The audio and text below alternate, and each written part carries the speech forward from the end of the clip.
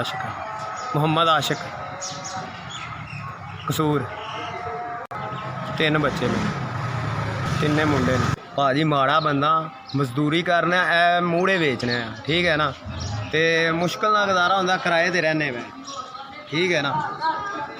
किराए ते रहने मजदूरी कर रहे हैं। दिहाड़ी मेरी है 600-700 रुपया। बस शुक्र अल्लाह का, माड़ा मोटा गुजारा होंदा है पिया जी। बच्चे करीबन बड़ा मेरा 12 साल का है, छोटा है 9 साल का, उस तो छोटा 7 साल का है। भाजी घरों मैं 4 बजे का निकलिया, ठीक है ना। तो मैं फेरी करन आया तो मैं मूड़े बेच रहा, ठीक है ना।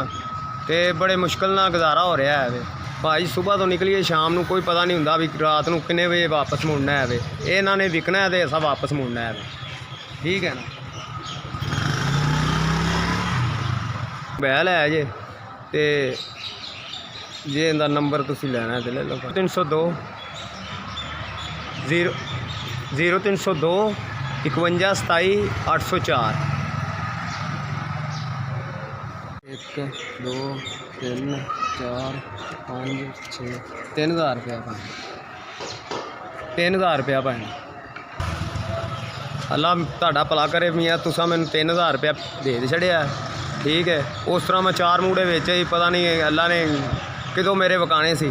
चलो तुहाडी मेहरबानी कि तुसा मैनू 3000 रुपया दे दिता। जिन्हें भी मैनू 3000 रुपया भेजा, अल्लाह ताला उनकी जिंदगी लंबी करे, अल्लाह ताला उनके बच्चों नू तंदुरुस्ती देवे, अल्लाह उन्होंने ज़्यादा तो ज़्यादा रिज़्क अता फरमाए।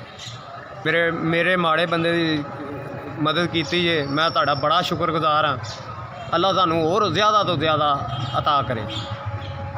SBS तुहाडी मेहरबानी, तुहाडा शुक्रिया कि तुसा मेरे हेल्प की, मेहरबानी।